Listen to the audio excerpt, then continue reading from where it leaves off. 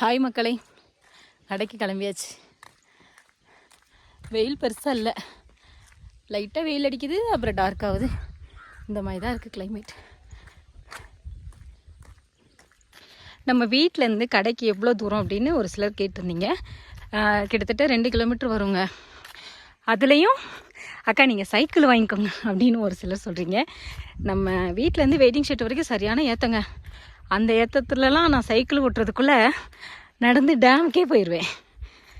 அதுவும் இல்லாமல் எங்களுக்கு நடந்தும் பழகிருச்சா, அதனால் பெருசாக அது ஒரு பெரிய ஒரு கஷ்டமாக தெரியாது.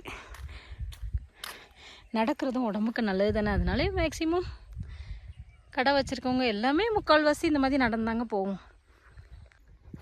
வெயிட்டிங் ஷெட்டில் இருந்து நடக்க ஆரம்பிச்சிட்டேங்க.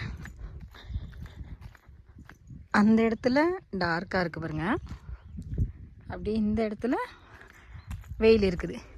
வெயில் ஒரு பக்கம் இருக்குது, ஒரு பக்கத்தில் டார்க் ஆயிடுச்சு.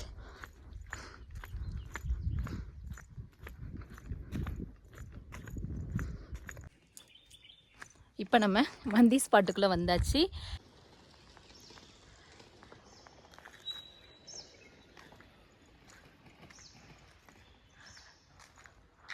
வெயிட்டிங் ஷெட்டுக்கிட்ட ஒரு மாதிரி வெயில் இருந்துச்சு. ஆனால் இங்கே வர வர வெயில் வந்து குறைஞ்சிருச்சு.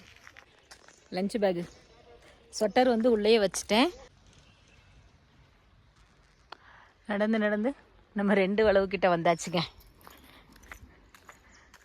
இங்கே எப்படி இருட்டிச்சு பார்த்தீங்களா? நம்ம வீடியோஸை பார்க்கக்கூடிய நிறைய பேர் சொல்கிற விஷயம் என்னென்னா, அக்கா உங்களோட ஏரியா வந்து பார்க்கவே ரொம்ப நீட் அண்ட் க்ளீனாக இருக்குது, ரொம்ப அமைதியாக இருக்குது, பீஸ்ஃபுல்லான லைஃப் வாழ்கிறீங்க, எங்களுக்கே அங்கே வரணும் போல் ஆசையாக இருக்குது அப்படின்ற மாதிரி தான் சொல்கிறீங்க. இப்போ வந்து இங்கே ரொம்ப பீஸ்ஃபுல்லாக தாங்க இருக்கும். ஆனால் இந்த மழை காலம் தொடங்கிருச்சுன்னு வைங்களேன், துவைக்கிறதுக்கு இந்த மாதிரி நிறையா கஷ்டங்களை வந்து அந்த மழை நேரம் தான் அனுபவிக்க வேண்டியதாக வரும்.